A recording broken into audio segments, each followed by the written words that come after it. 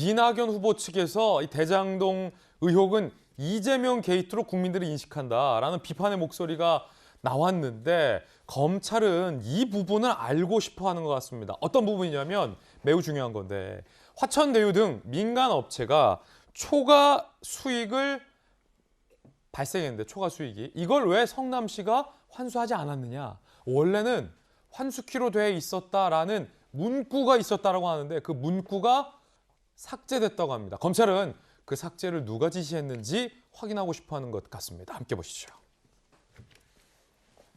민관 초과 수익 환수 조항 7시간 만에 사라진 것이다. 한국일보 보도하고 있습니다. 2015년 5월 27일로 거슬러 올라가 보죠. 오전 10시 성남도시개발공사 개발사업 1팀 초과 이익 환수 조항이 담긴 사업 협약서, 일종의 계약서죠. 공문으로 발송합니다.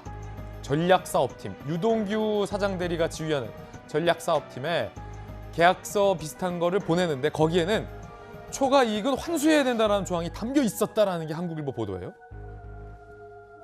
그런데 7시간 뒤 요 초과 이익 환수 조항이 삭제된 채, 수정된 채 문건이 다시 전략사업팀에 갑니다. 즉 한국일보는 유동규 씨의 입김으로 화천대유가 막대한 수익을 가져갈 수 있도록 요 조항을 삭제한 거 아니냐. 이렇게 한국일보는 의혹을 제기하고 있습니다. 강력계 형사가 볼 때는 요거 7시간 만에 요 문구가 삭제된 거는 좀 이상해 보입니다. 왜냐하면 문건이 수정될 수 있어요. 요거는 올라갔다가 다시 수정 지시가 내서 다시 수정이 돼서 보고됐다라는 절차는 요건 문제될 건 없어요. 흔히 통상적으로 있는 일인데 핵심적인 건 지금 이 화천대유 등이 이낙연 후보의 말을 들자면 일확천금할 수 있게끔 누가 이 판을 짰느냐. 더 디테일하게 말하면 초과 이익 환수 조항 누구 지시로 삭제했냐. 이거 아니에요. 그렇습니다. 이 문건 7시간 만에 이거 어떻게 보세요? 공공기관과 민간이 계약을 체결할 때 그 계약 내용은 다양할 수 있습니다. 일정한 수익은 반드시 공공기관이 확보하고 그 이상 발생하는 수익은 무조건 민간이 취득하도록 계약 내용을 구성할 수도 있습니다. 그렇지만 이 사안의 경우에는 일단 공공기관 구성원이 뇌물을 받았다는 정황이 드러나 있는 상태인데다 그 내부에서 일단 개발사업팀에서 1차적으로 사업협약서를 작성했음에도 불구하고 단기간에 수정이 이루어졌고 그 내용이 전략사업팀으로 전달되었는데 전략사업팀을 뇌물수수 의혹을 받고 있는 유 전 본부장이 지휘하고 있었다는 점은 이 배임의 틀을 짜기가 상당히 용이한 구도가 형성되었다고 평가할 수가 있습니다. 물론 초과 수익을 제대로 환수하지 못했다는 점이 배임으로 판명된 판례가 누적되어 있지는 않습니다. 이 점은 검찰이 앞으로 수사하는 과정에서 배임을 입증해내면서 최초의 판례를 형성해 나가야 할 책임이 있어 보이는데 최초의 이 사건 자체가 배임이 성립할 수 있을까 근본적인 의문이 제기되어 있는 상황이었음에도 불구하고 현재 이 정도의 정황이 드러나 있는 이상 이 지사 입장에서도 이 사건 자체를 두고 자신은 몰랐다라고 충분히 주장할 수 있습니다. 실제로 개입하지 않았을 수도 있습니다. 그렇지만 이 사안 자체가 배임이 성립할 여지가 없는 사안이다라고 평가하기에는 사안이 상당히 많이 진행되었다라고 평가할 수 있습니다. 두 분께 묻겠습니다. 요거 초과 이익 환수 조항 삭제 누가 지시했다고 보십니까? 박정하 대변인. 지금 대장동 사업이 지금 성남시에서 성남도시개발공사가 주축이 돼서 했잖아요. 그런데 규모가 1조 5천억 정도 돼요.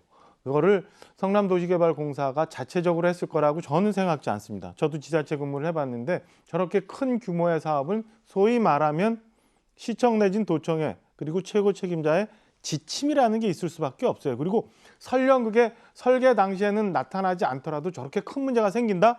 그러면 가서 감독청과 상의를 할 수밖에 없어요. 그래야 내가 나중에라도 문제가 생길 때 편할 수 있고 문제가 안 되잖아요. 저는 저게 7시간 만에 저렇게 바뀌었다. 설령 저희가 의심하는 것처럼 유동규 당시 사장 직무대리가 혼자 직권으로 저걸 저렇게 삭제해서 다시 만들어라 했을까? 저는 그렇게 생각하지 않습니다. 그럼 7시간 동안에 유동규 씨가 누군가의 어떤 의사 교환이 있었을 것이다. 첫째, 쉽게 생각하면 7시간 안에 무언가 있을 수 있다고 생각할 수 있는데요. 애초에 유동규 씨가 분명히 인지하고 저건 저렇게 설계를 해야 되고 협약이 저렇게 돼야 된다라고 생각할 수 있을 정도로 이 이전에 어디선가에 지침이 있었고 그런 설계가 있었다라고 저는 생각을 합니다. 그 누가 지시했다는 거예요? 박정화 대변인의 생각은? 이렇게 되면 저는 당연히 합리적으로 이렇게 큰 건인데 당연히 성남시장이 그런 얘기를 당시 사장 직무대행과 얘기를 하지 않았을까? 저는 했을 거라고 생각을 합니다. 이 점에 대해서 저는 벗어나기가 쉽지 않아서 이재명 지사가 저렇게 느낌이 안 좋다라고 얘기하는 것 아닌가? 본인이 생각하는 프레임과 진실과의 사이에서 이 괴리이 때문에 느낌이 안 좋다고 얘기하는 거 아닌가? 저는 아주 개인적인 생각입니다. 추론입니다만 추론이죠. 그렇게 생각이 들어요. 박정화 전 그렇게 벗어날 수가 대변인은 없어요. 청와대에도 계시지만 제주도에서 부지사로 계셨었는데 박정화 전 부지사의 생각은 이재명 지사가 적어도 알고 있었을 것이다, 지시했을 것이다 라는 박 대변인의 개인적인 생각 들어봤고, 똑같은 질문 우리 전재수 의원님께도 드릴 텐데, 전재수 의원님도 노무현 대통령을 청와대에서 보조한 경험이 있기 때문에 똑같은 질문 드리겠습니다. 애초에 상식적인 성남 도계공 개발 사업 팀원의 생각은 초과 이익은 환수해야 된다라는 게 팀에서 올린 문건이었는데 이게 왜 삭제됐을까? 누가 지시했을까? 그러니까 이게 이제 큰 틀을 보자면 이게 이제 2014년 15년도에 사업이 시작이 되는데 2014년 15년도에 부동산 경기가 어땠냐면은 그때 당시 박근혜 정부의 최경환 경제부총리께서 빚내서 집 사라 할 정도로 부동산 경기가 굉장히 안 좋았습니다. 그리고 결과론적으로 보면 지금은 부동산 가격이 2배, 3배 떼어가지고 부동산 때문에 난리가 나 있는데 그때 당시는 그랬단 말이죠. 뿐만 아니라 빚내서 집 사라라는 경제부총리의 발언을 넘어서 가지고 실제 금리 당국에서 금리까지 내렸습니다. 금리를 내리게 되면은 이자가 싸기 때문에 빚을 내서 집을 살 수 있는 용이한 이제 구조가 마련이 되는 것이죠. 그러한 측면에서 이재명 후보가 이 대장동 개발 사업을 애초에 설계를 할 때 그렇게 안 좋은 부동산 경기 상황에서 미래의 확정 이익이 얼마나 날지 모르는 상태에서 예측 불가능한 상황에서 어떻든 성남시가 제1공단 공원화 사업이라든지 그다음에 임대주택 부지를 확보하는 이 문제에 있어서 돈이 적어도 한 5,500억 정도 들어가니까 이익이 날지 안 날지, 손실이 날지 이익이 날지, 이익이 얼마나 날지 모르지만 어떻든 미래에 발생할 이익을 예측 불가능한 상황에서 성남시가 필요한 5,500억을 확정을 한 겁니다. 확정을 한 뒤에 나머지 손실이 나든 이익이 나든 그것은 민간 투자자들이, 민간 사업자들이 알아서 하라. 이래가지고 진행이 된 것이기 때문에 지금 나오는 초과이익 환수 저 조항은 아주 디테일한 측면에서 저게 어떤 스토리를 가지고 있는지는 모르겠지만 큰 틀에서는 미래에 발생할 이익이 얼마로 예측할 수 없는 상황에서 확정이익 5,500억을 먼저 정하고 진행을 했기 때문에 초과이익 환수 문제가 갑자기 왜 7시간 만에 사라졌냐.